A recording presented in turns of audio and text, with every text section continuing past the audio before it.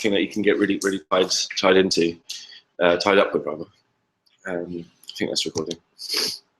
And with takeaway, feel free to ask questions about how to approach it. I'll try and answer as many as I can. They are challenges, so I'm going to try not to give much away and start doing the logic for you. But I don't want to sort of leave you with not knowing even where to begin, because that's the tough part. Some people just get starting anything is probably harder than anything else. Does anyone notice that? Like writing the first test is always the hardest thing. So if I can just sort of get that set up for you, then I think pretty sure the rest will just follow quite easily. And you can actually get into the interesting stuff where you begin learning rather than how to write a test. So actually, yeah, are there any other questions? Yeah. So just so this is test row, just like we had before.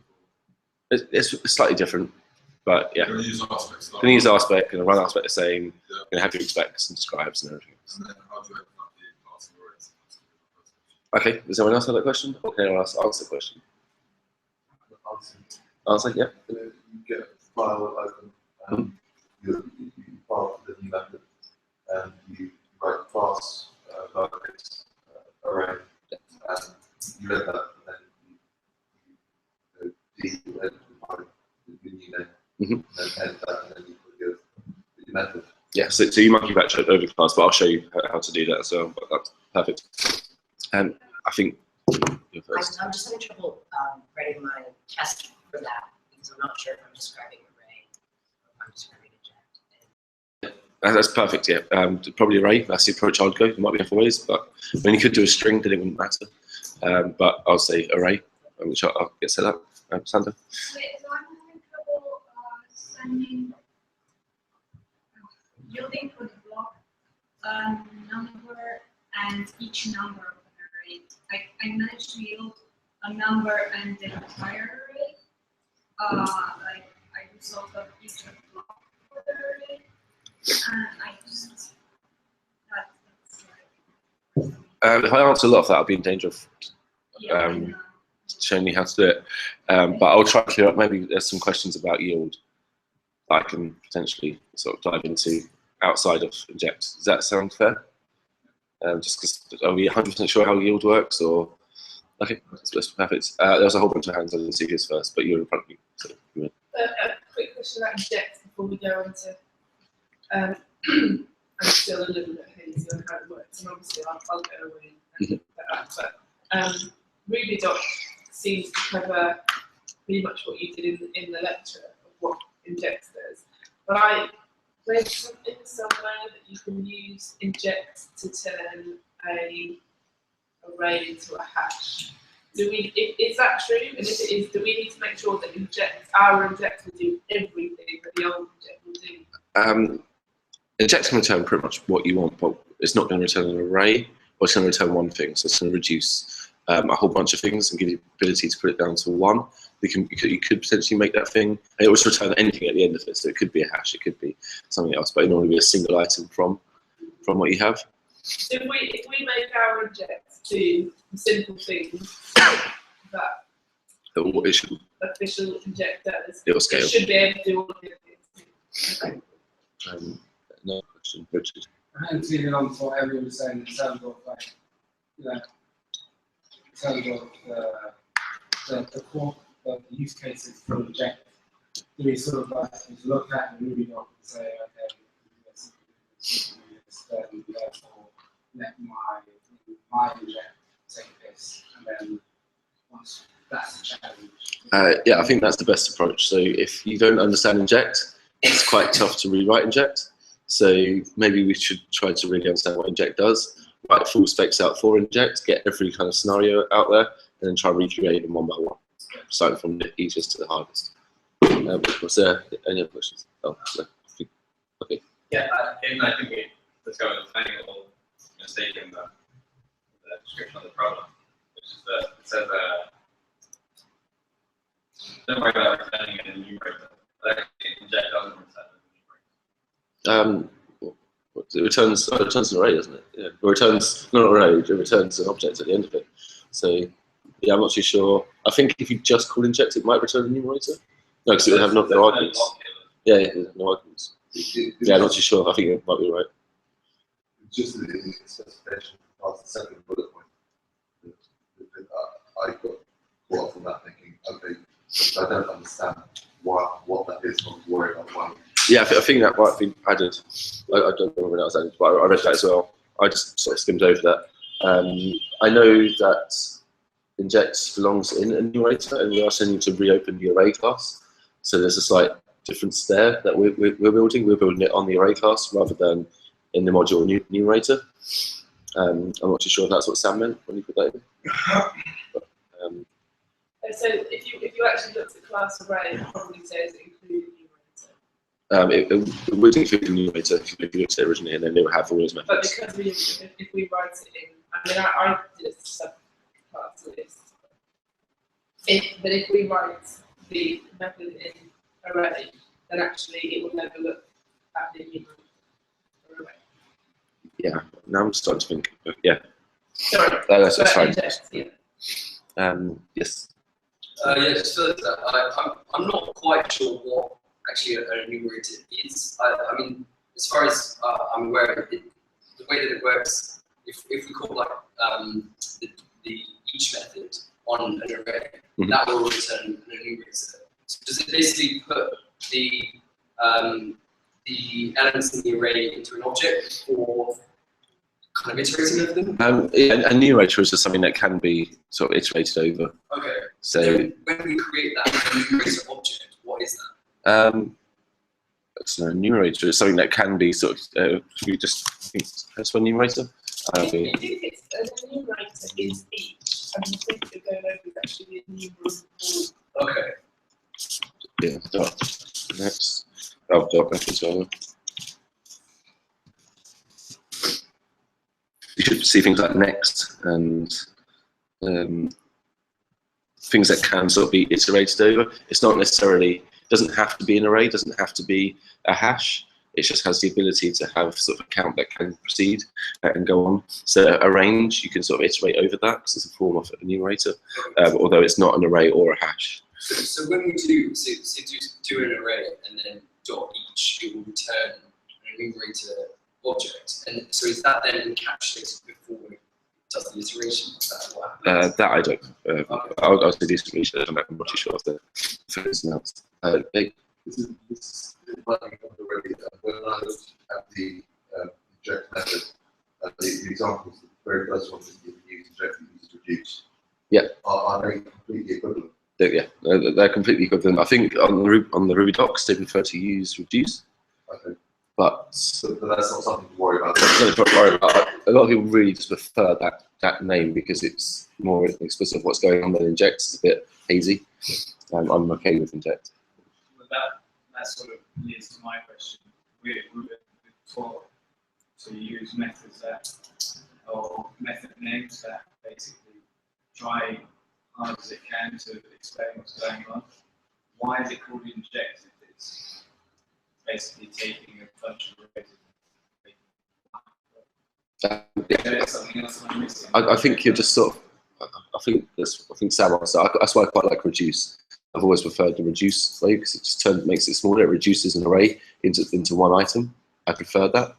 Whereas Sam likes inject because inject is like you're injecting functionality, and I don't really understand what he means with that. So you're going to ask him for the answers to that side. Whereas I like the reduce side.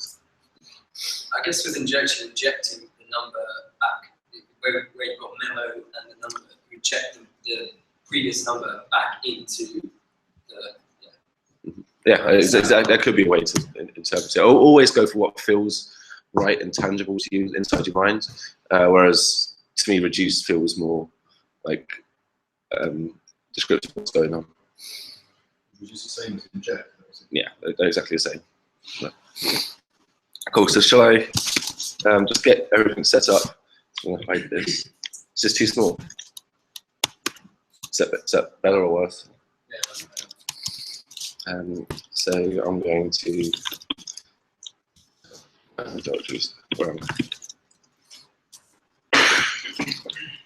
So you start off with just your normal layout, which is hidden spec. So you make a little spec. And then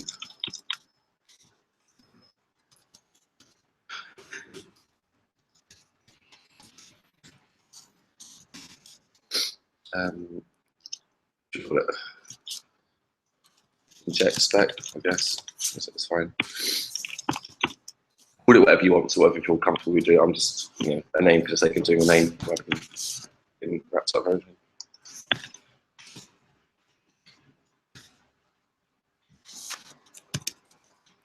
Does that happen? Yeah, finally. We've got this. We're going to describe array. So we should be able to do that straight away.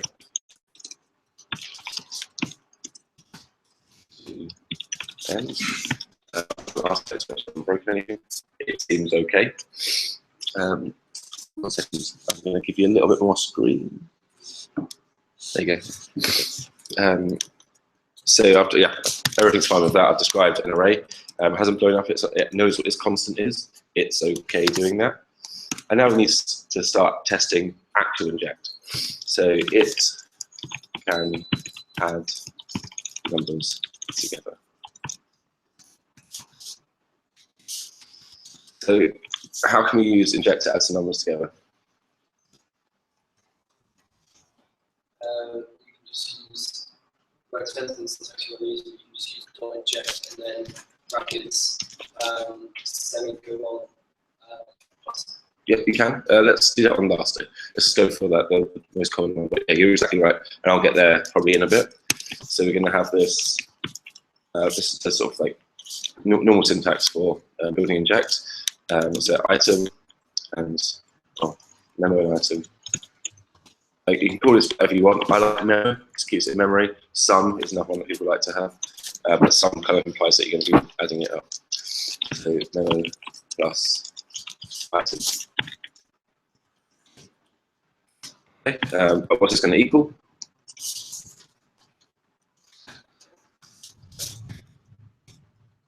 That's working. You can add numbers together. It's should we say minus? Just make sure minus numbers to add. We can make a context here. Context with a block. Do some neating up now.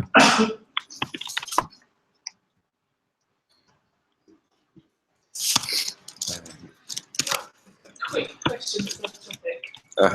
So with context, you use end, but if you do before allow, it seems that you didn't have an end. It's just end when you have the next before allow.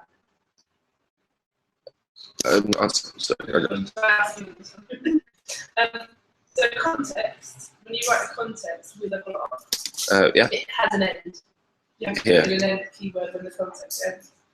But if instead of within each test, instead of writing allow, if all of the tests have the same allow, X to receive Y or whatever, then you put a before allow X to receive Y. Yeah. That doesn't appear to take an end. So it will. It'll be before either like that, which is doing an end, or it'll be before. No, sorry. What I meant was, how will it know which of the tests do that before? Within its scope, and the scope that it's in is in its context at a time.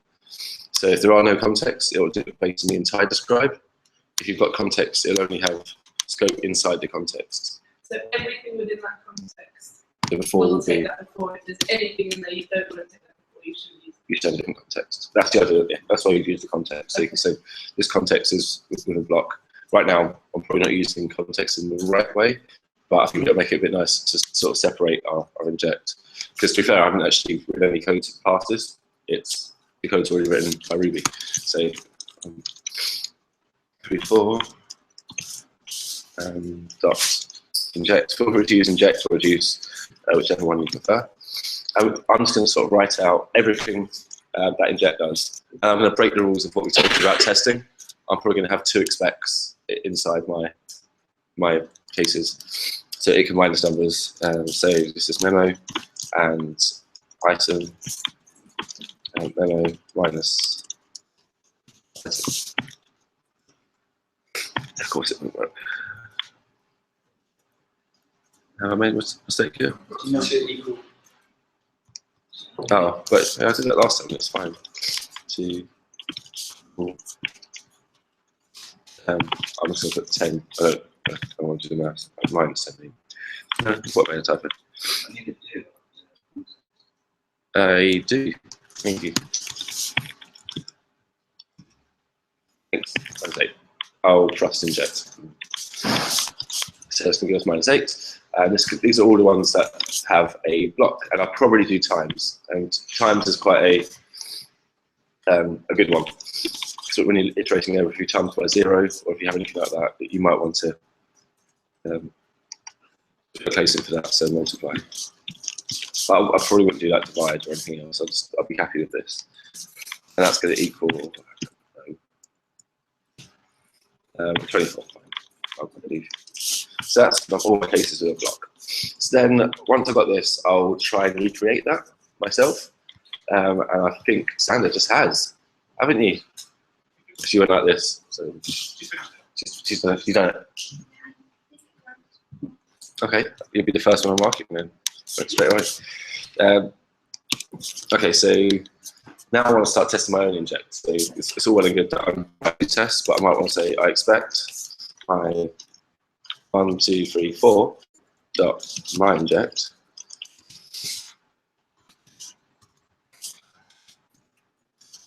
then item plus item to equal 10. And undefined method for array. So this is where I'm going to start to actually create my own array and create that class. So I'm going to, in here, I'm going to create a new object. I'm actually going to call it my inject or inject, whatever you want to call it. I don't think that will conflict with anything. RB class array. So it's just like any other class, but you're giving it a name of a class that already exists, which doesn't completely destroy everything in there. It just lets you append to the actual class. I'll run this again just to make sure I haven't blown up arrays. And now I can go F my inject.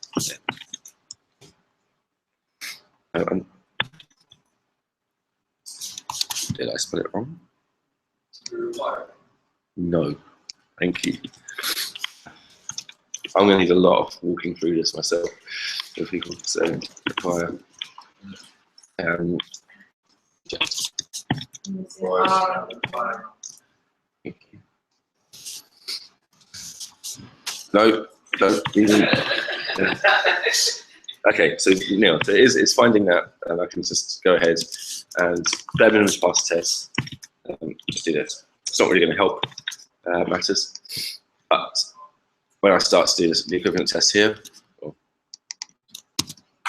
So once you get a firm understanding of what inject does, it's quite easy just to copy and paste and just change that one little bit.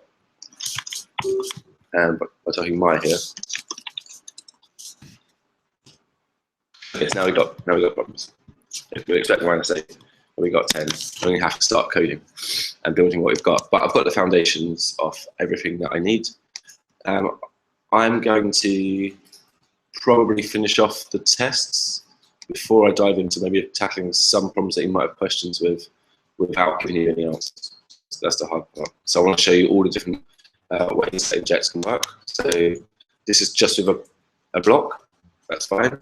Another context.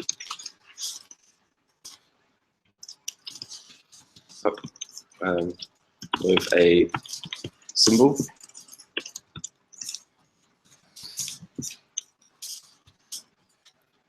And the end. And I'll see the type I've made. I keep forgetting to snooze. Thank you. So then I'm going to say context with an argument and block.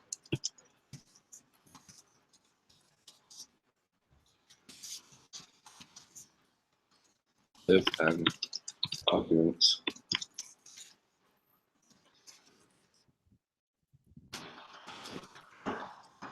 Symbol, arguments, and a no, symbol and arguments.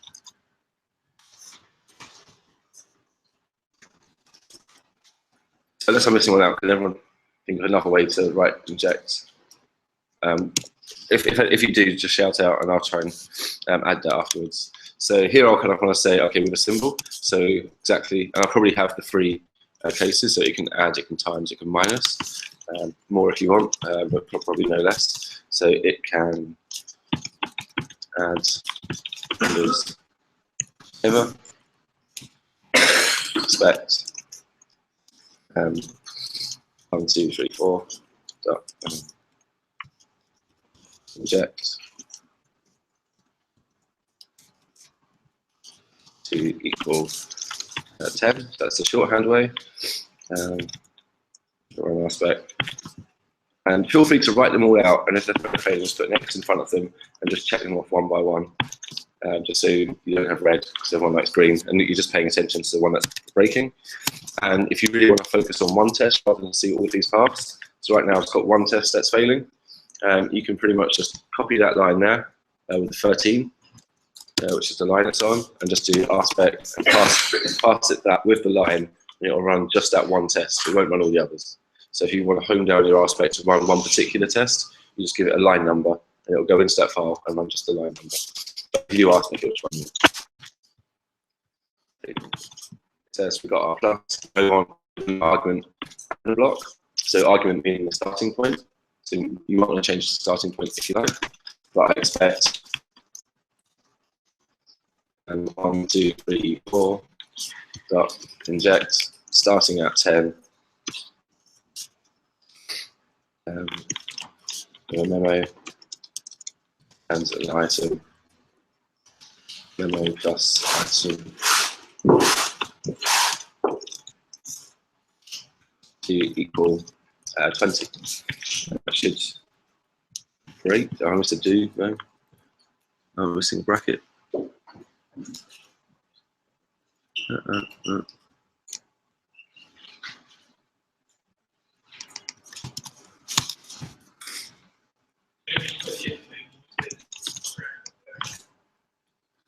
Thank you. Cheers. Some of those A's for me. It can add with a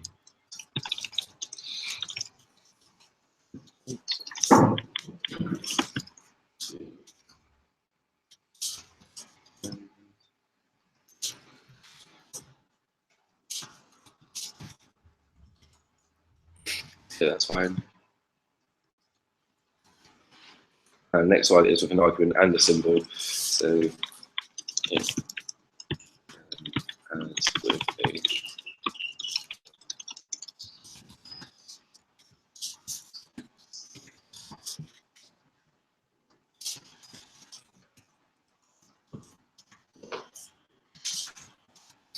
I always get the order wrong, so bear with me. I think it's that, but it might be the other way around. To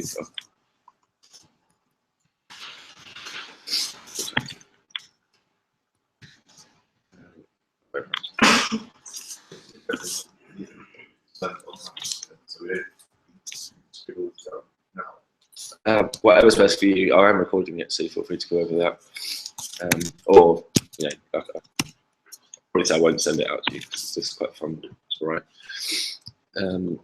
So okay, so I've got a test for all of the adding conditions. I'll probably do minuses and timesing and maybe divide or anything else that I can think of. But this is pretty much all of the incarnations of how inject works.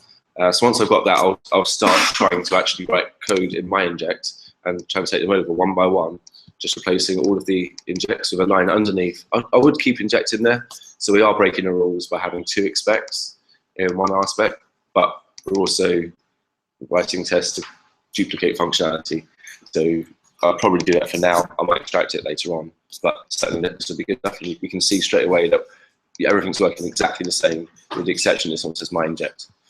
So it would be nice for us to see it this way. It'll really help us out when testing. And now you can just go in and just start having some fun with this.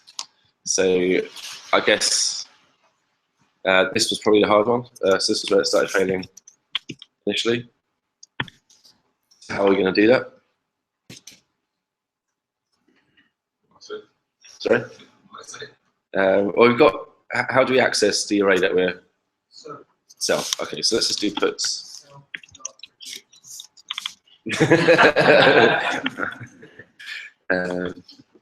Okay, but I'm putting out self, so I'm actually putting out the array. So we can iterate over self. So self dot each. Item.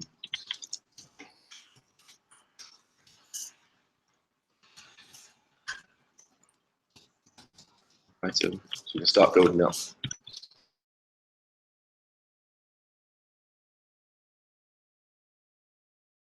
So we're one step closer to returning something. Now we just need to use this block somehow. So this is up to you how you're going to do this. You could do ampersand block, and let's see if that breaks anything. Okay, so we seem to have this block in. So puts block. Oops, is that going to blow up? So we've got this prop that's in there. How do we start using that? So what does that block look like? Can I see any information about this block? I don't know if I can do dot inspect here.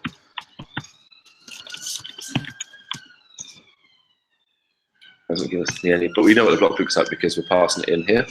So this is what the block looks like. What does this block? I'll copy it over.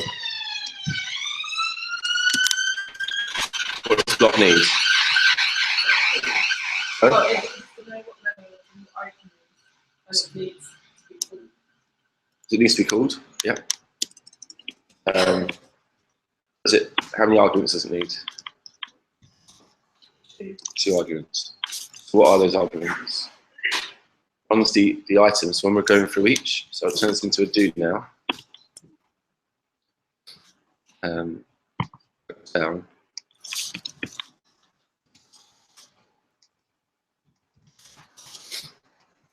So we've got our block. We're going to do this probably inside here. It's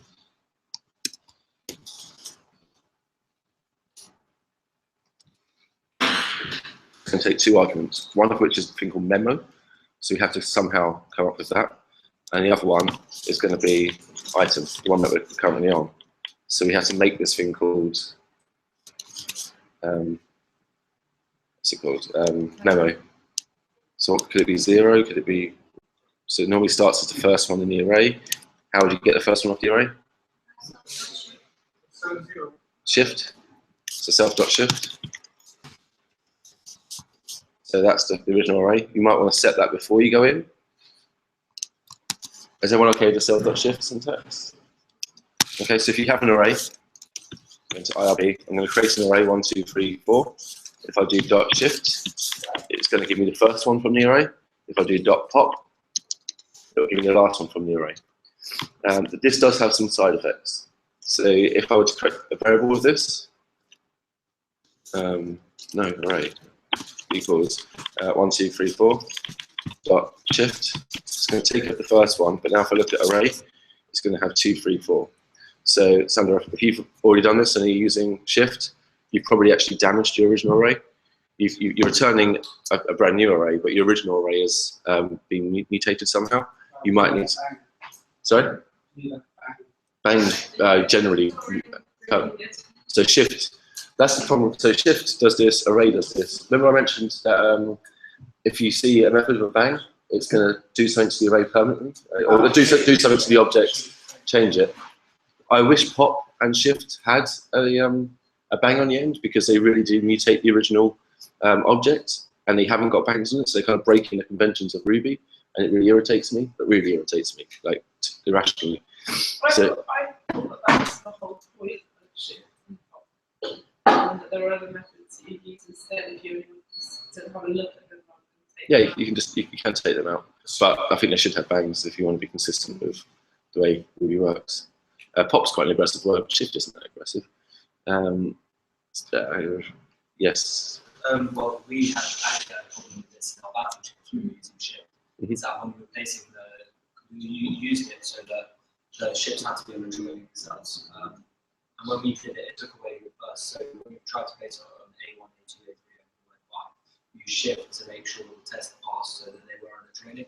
And it made it so that it's only on A2, A3, A4, A5, missing A1, for example. Mhm. What we did was, well, what Henry did was put dupe in. Mhm. And would that be able to use here? Would you be able to Yeah, so when you go in, you could, before you do anything, you could just say copy equals self dot dupe, which is duplicate. So then you could not refer to self anywhere here, just use copy everywhere you go. And that would not damage your original array. And that's probably the best option if you wanted to not have any side effects with the original array. I'd recommend that. And then you wouldn't be able to use your inject to, oh, you have to write another one for the bag, which is what you Exactly. And you could probably actually say, you know, and if there was one with a bang, it is actually a completely different method that you're calling. So in a Ruby library, it might look the same. It's not going through and saying, does this method have a bang on the end? It's just a completely different method. Just happens to have the same name. So that's using block.call when we're giving the block a name. But if we don't want to give it a name, we can just use yield. And we don't have to then call it, because by yielding it, you're already calling it, and you still have to give it 2 arguments. So item and some sort of memo and item, but you have to find memo somewhere. And then at the end, you're going to want to return something. I can't go too far into it before I actually give you the full answer. But are we okay what yield's doing here? Yield's just assuming that a block's been given, whereas at block is kind of giving it a name straight away before we go in. So it's up to you which approach you do, but you are going to have quite a tricky case here, where you're passing in 2 arguments and no block for this last one. So you need to handle that, and it will get a little bit ugly because you need some sort of conditional statements. So concentrate on trying to write clean code, concise code, but most importantly, get it working. And hopefully by the end of this, you should really understand inject, so you can use it because it's super powerful, or reduce. Richard? So you would would you suggest this is separate from inject, but this type of programming, you would sort of suggest to do across maybe some of the other methods, or some of the other classes, like string, Yeah, if you can rewrite reverse, like I said, I didn't remember that last night, but at probably some point over the next 2 weeks, I'm going to try and rewrite in reverse, because I think that could be quite interesting. It might be too easy, maybe I've run it out of proportion, but I'm going to try and, I find it quite fun. You probably have lives, and you don't find it fun. But, you know, once you do this and you get the hang of, inject's quite complicated. There's lots of different ways that inject works. It's not like a normal method that you just call and it will just do something. You've got loads of different arguments and different ways to use it, to tailor it to what your needs. And there's a few methods like that, but I would say try and recreate, if you're bored, some of any method you can think of, just think how to do that. Like compact over array, just goes through and gets rid of all the nils. I can see how by rewriting the method that you use, like as soon as you go into the Ruby.c, see what type of scenario in which you can use it, and try to rewrite that without getting into direct comparison. It will give you a greater understanding. If you wanted to go nuts and rewrite all of them and only use your rewrite written methods, are there some that are like the very, very core methods on which all of them are based? So Each. Oh, it's not like, sorry, it's not a particularly core method, but if you rewrote each and didn't do a particularly good job, you'd break quite a lot of your Ruby methods. So I think the other day, lecture with Henry, talking about inject a lot. You think of a really good practical example where inject become really useful to you? So your other challenge is takeaway, and at some point you need to add up a total. So you might have like this whole build up. I'm going to point this out. Delete it. So you might have some sort of hash with, I don't know what your basket's going to look like, but banana, which is going to have a price of £10, and curry, I guess. I don't know what kind of takeaway this is. It's going to have £20. This is my shopping basket, so I know I'm going to have some toast, which is £50. Bizarro world. How do you add up the total of all of this? Yeah, well, maybe not. What if this was nested a little bit deeper? So this is a banana, which has a quantity, and you want to go through and get the quantities, and you want to go through and get the prices. It can get quite complicated. So inject would be a really good way to go through and add all of these together. But this could speed up a little bit further.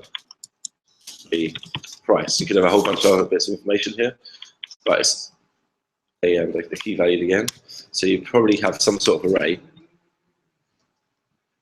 So imagine your basket, you're going to be shoveling in as people add things to the order. You're going to say, okay, add a banana, which is £10, and then add some toast, which is £20, and you want to go through and add the total of all of these. I would say probably have this as name, and then banana, and then price, which is 10, name, toast, price, 20. You're gonna go. Sorry. Yeah. So you're gonna go inject. Then you need to add up just the prices. So how would you do that? Yeah, you can't. Yeah, exactly. You can't go plus. Yes, give it a little bit of help, and that's what blocks will block it, just to give it a bit of help, because it can just add up with a plus, or it can. But right now, we won't be able to. And it's going to need a starting point as well. So start at 0. Have your memo. Have your item. Let's do memo plus item.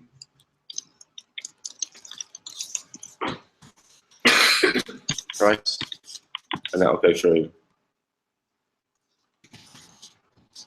It goes the grand total of everything that's in there. And you could do that to work out the quantities first and then multiply that. It's super useful. I probably use inject as much as I use map for what I do. Yeah, like that. You'd be surprised how often you need to do something like this.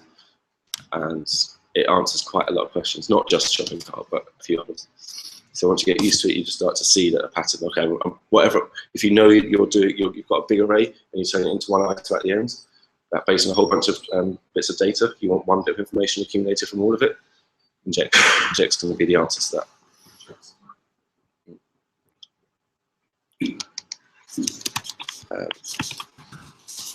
Cool. Are there any other questions? Do you think you can tackle inject now? Did it seem like it would be quite hard before you came in here? Now it seems a little bit more manageable. So that was kind of the point of me doing it. If you're just as confused, I'm sorry. Or more confused, I'm really sorry. Okay, give it a bash. If you have any questions, I'll be around, but I'm still quite ill. I'm still really sneezing, like, more so than I was before, so I'm trying not to infect you just before Christmas. Are you okay, Bibiana? Just a cardboard cut out of you. Oh, you're moving. Are you okay? Can you post the video so I will solve the Yes, I'll put it in hip chat. Thank you. No worries. Okay. Right, thanks, guys.